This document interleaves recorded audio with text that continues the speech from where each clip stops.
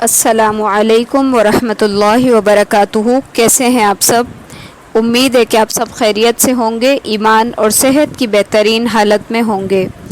نحمدہ ونصلی علی رسولہ الکریم، اما بعد، اعوذ باللہ من الشیطان الرجیم، بسم اللہ الرحمن الرحیم۔ رب اشرح لی صدری ویسر لی امری واحلل عقدۃ من لسانی یفقہوا قولی۔ اللہم ارنا الحق حقا وارزقنا اتباعہ وارنا الباطل باطلا وارزقنا اجتنابہ۔ رب زدنی علما، رب زدنی علما، رب زدنی علما، آمین یا الہ العالمین۔ بسم اللہ الرحمن الرحیم۔ علم کیا نہیں، ترا تم نے دیکھا، الی الذین طرف ان لوگوں کے، قیل لہم کہا گیا تھا ان سے، کفو روکے رکھو، ایدیکم ہاتھ اپنے، واقیموا اور قائم کرو، الصلاۃ نماز، وآتوا اور دو، الزکوٰۃ زکوٰۃ، فلما پھر جب، کتبہ فرض کیا گیا، علیہم ان پر، القتال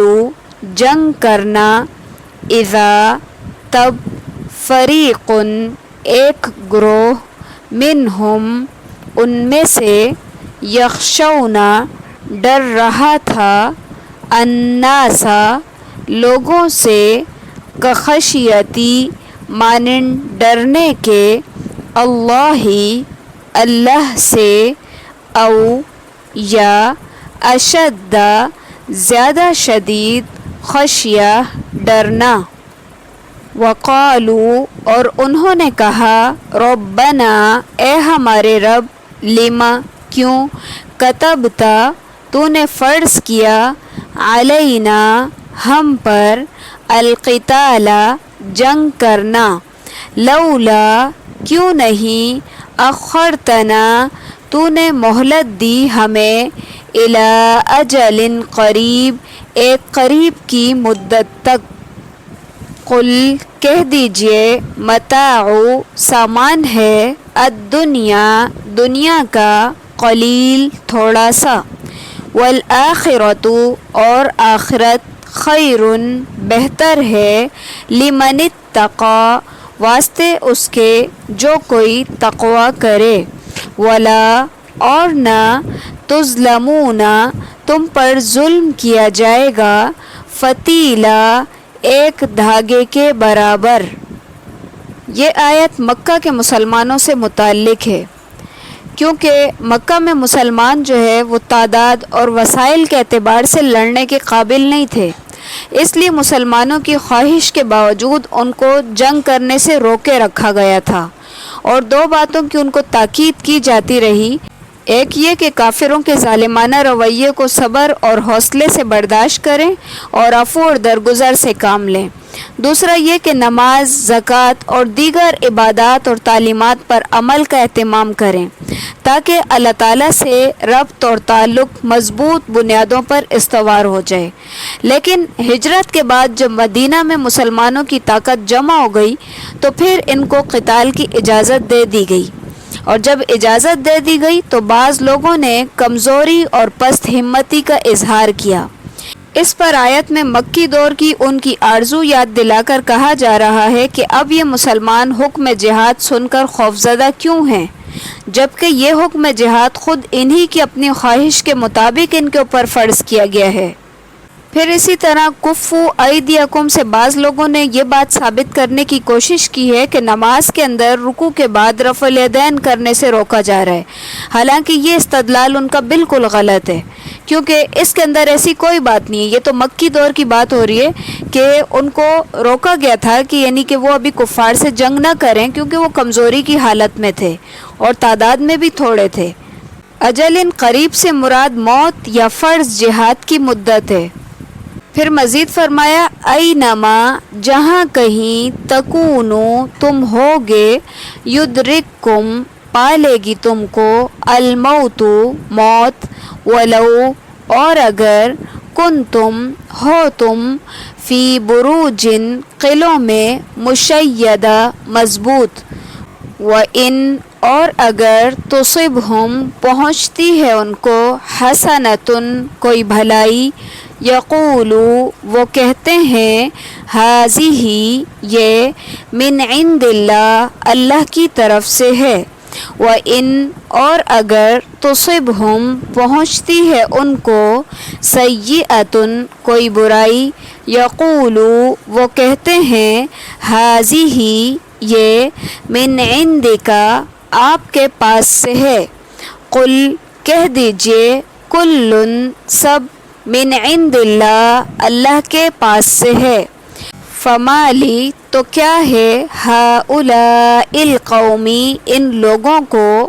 ला नहीं यकादूना करीब यफ़क़हूना कि वो समझें हदीसा बात को। अब इस आयत के अंदर ऐसे कमज़ोर मुसलमानों को समझाने के लिए कहा जा रहा है, एक तो ये कि ये दुनिया फ़ानी है और इसका फ़ायदा आर्जी है, जैसा कि अभी हमने पिछली आयत के अंदर भी पढ़ा है, जिसके लिए तुम कुछ मोहलत तलब कर रहे हो। इसके मुकाबले में आखिरत बहुत पायदार और बहुत बेहतर है, जिसके तुम इताअत इलाही के सिले में हकदार होगे। दूसरा ये कि जिहाद करो या ना करो, मौत तो अपने वक्त पर आएगी, चाहे तुम मजबूत किलों में बंद होके बैठ जाओ, फिर जिहाद से गुरेज करने का क्या फ़ायदा। मजबूत बुर्जों से मुराद मजबूत और बुलंद व बाला फसीलों वाले किले हैं। अब आगे जो है फिर मुनाफिकीन की बातों का जिक्र शुरू हो रहा है कि साबका उम्मत के मुनकिरीन की तरह उन्होंने भी कहा कि भलाई यानी कि खुशहाली, गल्ले की पैदावार, माल और औलाद की फरावानी ये अल्लाह ताला की तरफ से है, और बुराई यानी कि कैद साली, माल और दौलत में कमी वगैरह ए मोहम्मद सल्लल्लाहु अलैहि वसल्लम ये तुम्हारी वजह से, तुम्हारी तरफ से, यानी तुम्हारा दीन इख्तियार करने के नतीजे में ये मुसीबत आई है। जिस तरह के मूसा अलैहिस्सलाम और कौम फ़िरऔन के बारे में अल्लाह ताला ने फरमाया है कि जब उनको भलाई पहुँचती है तो कहते हैं कि ये हमारे लिए, हम इसके मुस्तहिक हैं, और जब उनको कोई बुराई पहुँचती है तो फ़ौरन से मूसा अलैहिस्सलाम और उनके पैरोकारों से बदशगुनी पकड़ते हैं। फिर यहाँ पे ये भी समझाया जा रहा है कि बुराई और भलाई दोनों ही अल्लाह ताला की तरफ से हैं, लेकिन ये लोग अपने फ़हम की क़िल्लत की वजह से और कसरत जहालत की वजह से इस बात को समझने के भी करीब नहीं है, यानी समझना तो दूर की बात है, समझने के करीब भी नहीं है। फिर आगे भी इसी चीज़ की वजाहत है, फरमाया मा अस्वाबका जो पहुँचती है तुम्हें मिन हसनतिन भलाई में से फ़मिनल्लाह तो अल्लाह की तरफ से है, वमा अस्वाबका और जो पहुँचती है तुमको मिन सय्यअतिन बुराई में से फ़मिन नफ्सिक तो ये तुम्हारे नफ्स की तरफ से है, व अरसलनाका और हमने भेजा आपको लिन्नासी लोगों के लिए रसूला रसूल बनाकर, व कफ़ा और काफ़ी है बिल्लाही अल्लाह शहीदन गवाह। इस आयत का मतलब ये कि यानी जो कोई भी फ़ज़ल व करम है ये तुम्हारी किसी नेकी का सिला या किसी इताअत के बदले में तुम्हें नहीं दिया गया, बल्कि ये अल्लाह ताला का फ़ज़ल व करम है जिससे उसने हर एक को नवाजा है, और नेकी की तौफीक देने वाला भी अल्लाह ताला ही है। और अगर इसी तरह आप देखें तो हम अल्लाह ताला की कितनी कोई इताअत करते हैं जिसके सिले में हमें इतनी नेमतें मिली हुई हैं, हम तो उसके मुकाबले में कुछ अशर अशीर भी नहीं हैं। यानी अल्लाह ताला ने जो नेमतें हमें दे रखी हैं हम उन नेमतों के मुकाबले में अल्लाह ताला की बिल्कुल भी इताअत नहीं करते, क्योंकि अल्लाह ताला की नेमतें बेशुमार हैं। अगर हमारी इताअत के सिले में हमें नेमतें मिलती तो समझें कि हमारे पास इतनी नेमतें ही ना होती, गिनी चुनी नेमतें होती, जबकि अल्लाह ताला की नेमतें बेशुमार हैं। तो इन्हीं नेमतों की वजह से यहाँ कहा गया कि जो भी नेकी तुम्हें पहुँचती है वो अल्लाह ताला की तरफ से, और जो बुराई तुम्हें पहुँचती है तो वो तुम्हारे नफ्स की तरफ से। ये बुराई भी अगरचे अल्लाह ताला की मशीयत से आती है, جیسا کہ یہاں پہ کہا گیا ہے کہ کل من عند اللہ، سب کچھ اللہ تعالیٰ کی طرف سے، لیکن یہ برائی کسی گناہ کی یا کسی سزا کا بدلہ ہوتی ہے بعض اوقات، تو اس لیے فرمایا کہ یہ تمہارے نفس سے، یعنی تمہاری غلطیوں، کوتاہیوں اور گناہوں کا نتیجہ ہے۔ جس طرح ایک جگہ فرمایا کہ وَمَا أَصَابَكُم مِّن مُّصِيبَةٍ فَبِمَا كَسَبَتْ أَيْدِيكُمْ وَيَعْفُو عَن كَثِيرٍ، تمہیں جو مصیبت پہنچتی ہے وہ تمہارے اپنے عملوں کا نتیجہ ہے، اور بہت سے گناہ تو ویسے ہی معاف کر دیتا ہے۔ تو اس آیت سے یہ پتہ چلا کہ یعنی انسان کو جو نعمتیں اللہ تعالیٰ نے دی ہوئی ہیں اس کے مقابلے میں انسان کی عبادت اور اطاعت کی کوئی حیثیت نہیں ہے۔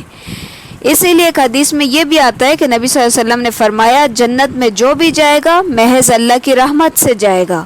صحابہ اکرام نے عرض کیا کہ اے اللہ کے رسول ولا انت، اور آپ بھی نہیں؟ آپ نے فرمایا نہیں، میں بھی نہیں، جب تک کہ اللہ مجھے اپنے دامن رحمت میں نہ ڈھانپ لے میں جنت میں نہیں جا سکتا۔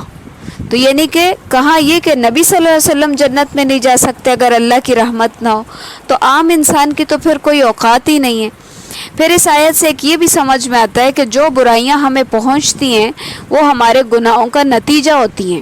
یہ ہیں اگرچہ وہ بھی اللہ تعالیٰ کی طرف سے مقرر کردہ، لیکن پھر بھی وہ ہمارے گناہوں کے صلے میں ہمیں ملتی ہیں۔ من،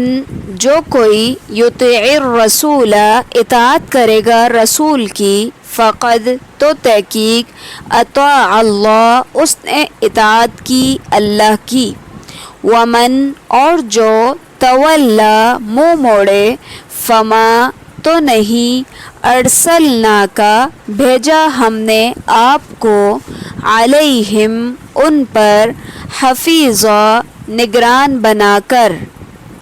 اب یہاں پر کہا جا رہا ہے کہ جو شخص اللہ کے رسول کی اطاعت کرے گا تو یہ ایسا ہی ہے جیسا کہ اس نے اللہ کی اطاعت کی، کیونکہ رسول کی اطاعت کا حکم اللہ تعالیٰ نے دیا ہے، اور جو شخص آپ کی اطاعت سے منہ موڑ لے تو آپ اس کے اوپر نگران بنا کر نہیں بھیجے گئے، یعنی آپ کے ذمے نہیں ہے کہ آپ اس کے پیچھے لگ لگ کے اس سے کوئی نیکی کی کوئی کام کروائیں، کوئی نیکی کروائیں، کیونکہ آپ کو ان کے اوپر نگران بنا کر نہیں بھیجا گیا، آپ صرف پیغمبر بنا کر بھیجے گئے ہیں اور آپ کا کام ہے پیغام پہنچانا۔ وَيَقُولُونَ، اور وہ کہتے ہیں، طاعہ، اطاعت ہے، فَإِذَا، پھر جب، بَرَزُوا، وہ نکلتے ہیں، مِنْ عِنْدِكَ، آپ کے پاس سے، بَيَّتَ، مشورے کرتا ہے، طَائِفَةٌ، ایک گروہ، مِنْهُمْ، ان میں سے، غیر الذی، علاوہ اس کے، تقول، جو آپ کہتے ہیں، واللہ، اور اللہ، یکتب، لکھ رہا ہے، ما، جو، یبیتون، یہ راتوں کو مشورے کرتے ہیں، فاعرض، تو اعراض برتو، عنہم، ان سے، وتوکل، اور توکل کرو، علی اللہ، اللہ پر، وکفا، اور کافی ہے، باللہ، اللہ، وکیلا، کارساز۔ یہاں پر بھی منافقین کے متعلق ہی بات ہو رہی ہے کہ یعنی یہ منافقین آپ کی مجلس میں جو باتیں ظاہر کرتے ہیں رات کو ان کے برعکس باتیں کرتے ہیں اور سازشوں کے جال بنتے ہیں۔ آپ ان سے اعراض کریں اور اللہ پر توکل کریں، ان کی باتیں اور سازشیں آپ کو کوئی نقصان نہیں پہنچا سکیں گی، کیونکہ آپ کا کارساز اللہ تعالیٰ ہی ہے۔ بیتا کا روٹ ورڈ با یا تا ہے، بیت، بیت کہتے ہیں گھر کو، تو یعنی کہ زیادہ تر کیا ہوتا ہے کہ رات کو انسان گھر کے اندر ہوتا ہے، تو پھر اسی مناسبت سے بیتا کا لفظ یعنی کہ راتوں کی میٹنگ کے لیے یا راتوں کی جو خفیہ تدبیریں جو مجلسیں کی جاتی ہیں ان کے لیے کہا جانے لگا، یعنی کہ رات کے ٹائم میں ایک جگہ جمع ہو کر جو بات چیت کی جاتی ہے پھر یہ لفظ اس کے لیے استعمال ہوتا ہے، اسی لیے بیتا کا ترجمہ راتوں کو مشورے کرتی ہے کیا گیا ہے۔ سبحانک اللہم و بحمدک، نشہد ان لا الہ الا انت، نستغفرک و نتوب الیک۔ السلام علیکم ورحمۃ اللہ وبرکاتہ۔